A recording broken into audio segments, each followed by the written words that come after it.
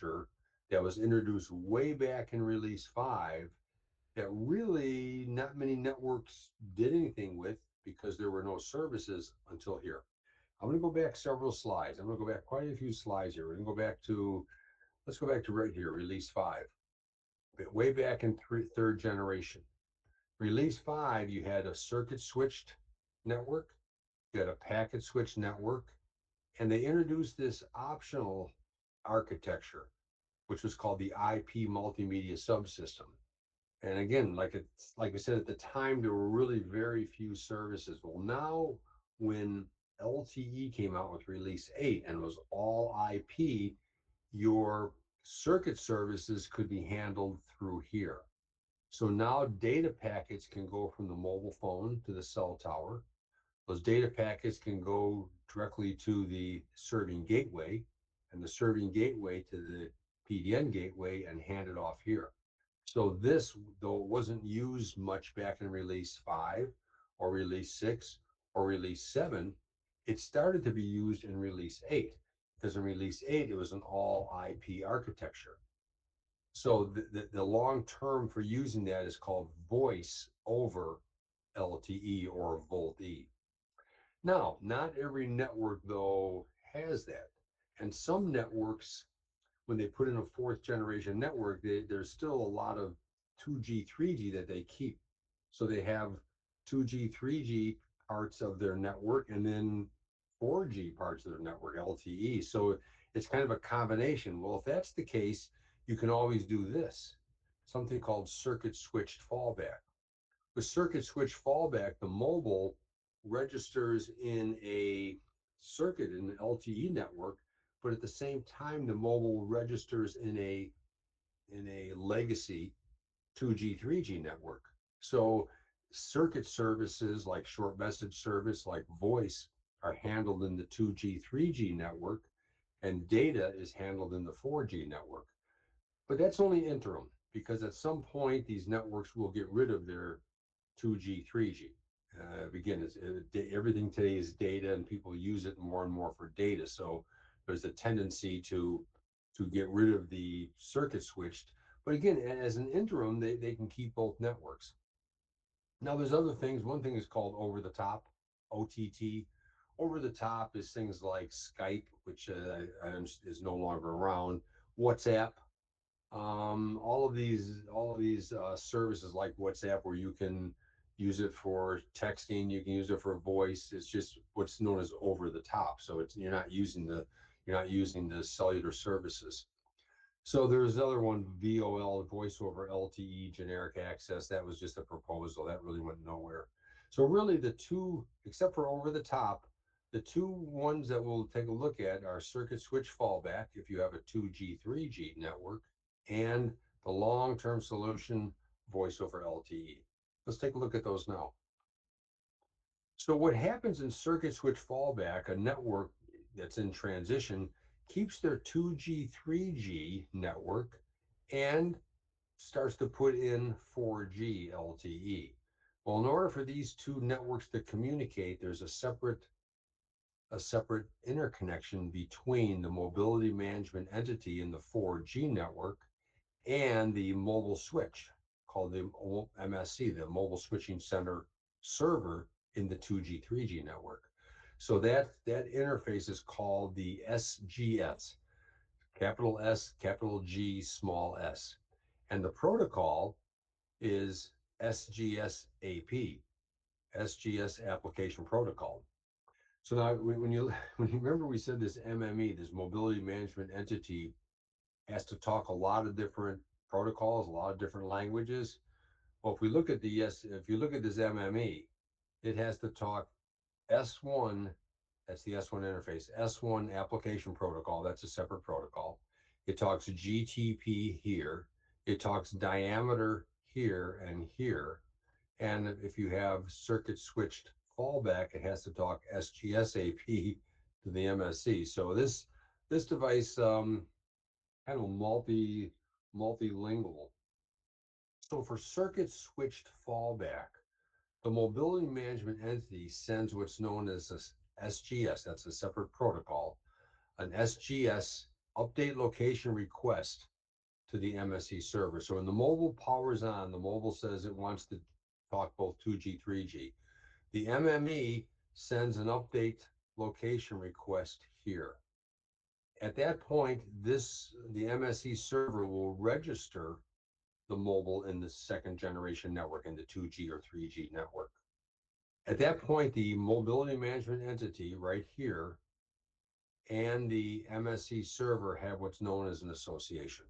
They've established an SCS association. So there's several other steps that happen, but just to kind of keep it at a high level, for mobile originated calls, now the mobile wants to originate a call. For mobile originated call, the mobility management entity, this device right here, tells the cell site to transfer to a 2G, 3G cell.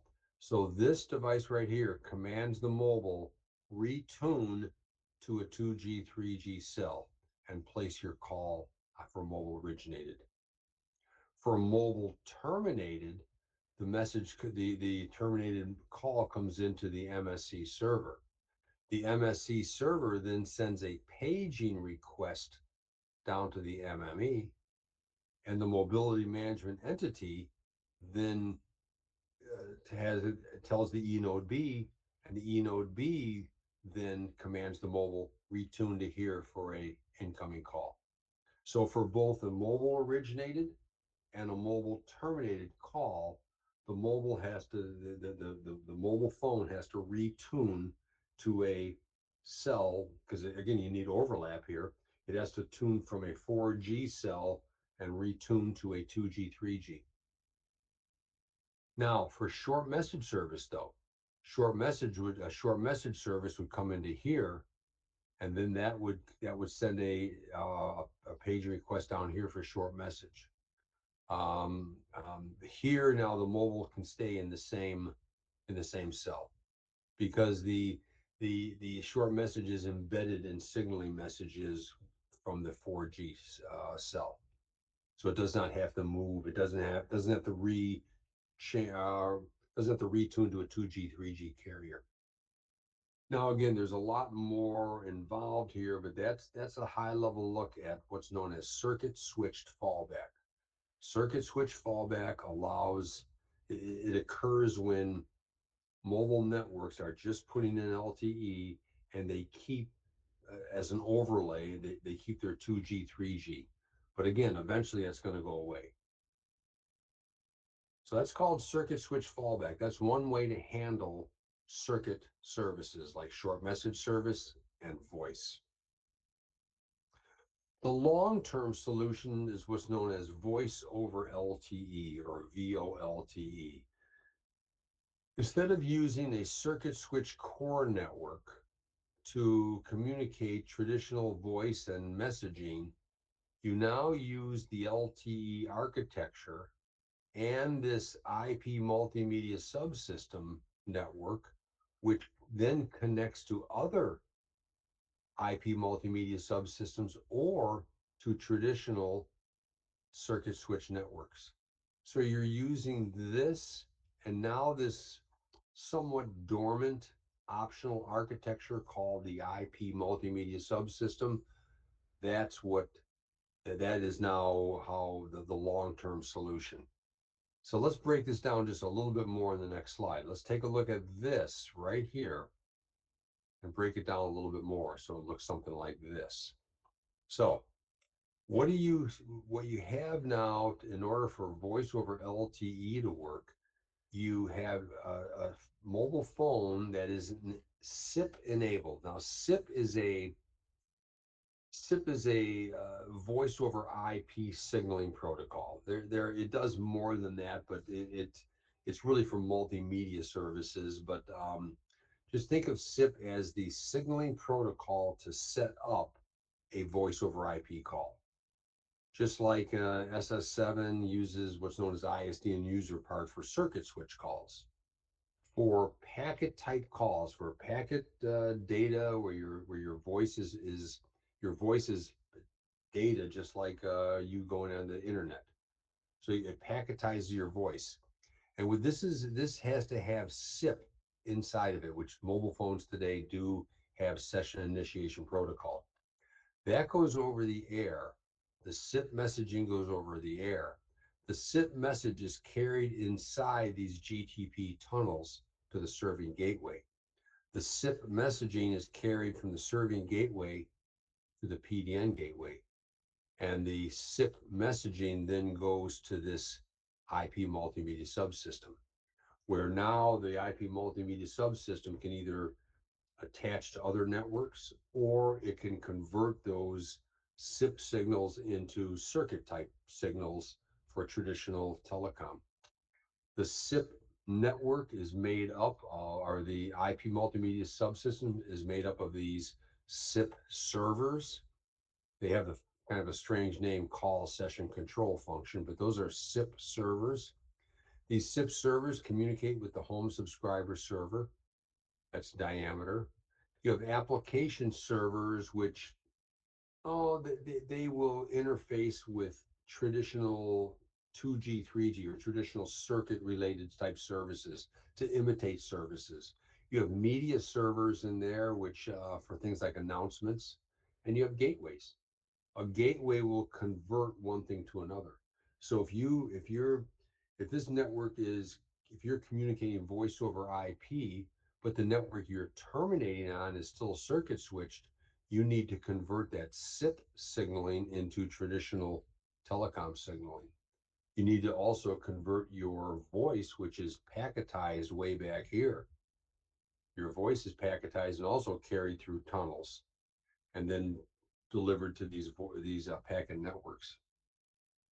So again, there's a much more detail that we can get into, maybe, if we ever do a class on VoLTE. But just keep in mind that for 4G and for 5G, your short-term or your interim solution is called circuit switched fallback, but the long-term solution is called voice over LTE, which is having a SIP enabled user equipment carrying that SIP signaling through these data tunnels and into the IP multimedia subsystem.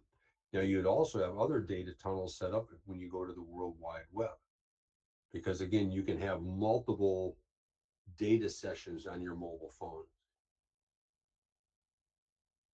So that's how circuits are handled. That's how circuit related services are handled in a 4G network and beyond.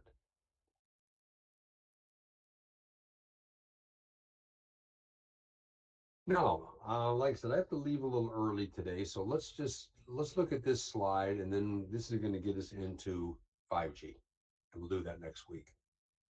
The Evolve Packet Core, which was introduced in Release 8, roughly in 2008, 2009, 2010, in that time frame, it has performed quite well today. But there are some shortcomings with today's mobile telecom networks. It was designed for mobile broadband, but more and more today, the networks are being used for other things.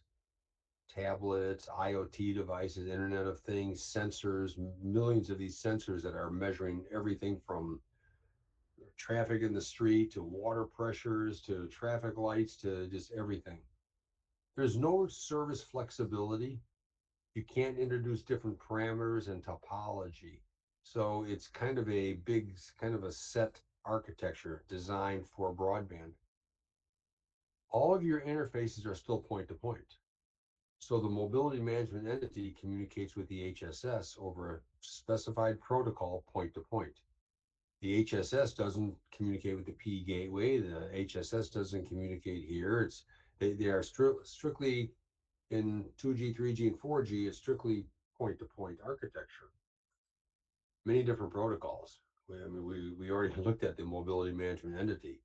It talks S1AP here, it talks GTP here, it talks diameter here. If you have circuit switch fallback, it talks SGS up here. For mobile location, there's a separate protocol for that. For cell broadcast, there's a separate protocol. So there's a lot of different protocols. Functions are distributed. In other words, this has certain functions, and they pretty much stay in there. This has functions and it stays in there. This has functions and it stays in there. Functions oftentimes hide their context. The context is if you like take a snapshot of what's going on at any one time in mobility, that's called the context. Policies, the way you apply policies from the policy and charging rules function down to the P gateway, that's pretty much limited to quality of service and charging. Access is pretty much limited to the cell tower accesses, but a very popular generation. It's performed well, but by the mid to late teens, it was looking at okay, there's a maybe a different way to do this, and so it was a completely different architecture came about, and that brought about fifth generation. The fifth generation was increased demand to connect everything, new machine to machine, new IoT applications, more higher definition, more virtual reality, AI, more and more and more data and new markets into Internet of Things, and just again a whole different way to communicate. That's 5G, and 5G is here. So we've kind of stepped our way through these generations, and again, I've got to leave right now, but we'll pick this up on Wednesday, and we'll take a look and see what makes fifth generation different. Okay, questions? Are we okay? I don't see where Raphael is. He might have left us. I'm not sure where he's at. So hold on 1 second. Let's stop sharing. And let's move over towards here. There we go. Okay. Again, sorry I got to leave a little early today, but enjoy your weekend. And any questions, please let Raphael know. Otherwise, Wednesday, let's go into 5G and take a look at 5G. We'll wrap things up here, and then we'll start a new topic. So enjoy the rest of your evening, enjoy your weekend, and enjoy your coding today. Thank you all. We'll see you. Bye bye. Cheers. Yes, there's a question. A question.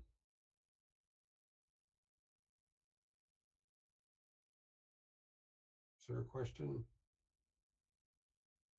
Let me see if there's a chat. Nope, I guess we're okay. All right. Thank you very much. Bye. Okay, thank you. Thank you. Bye.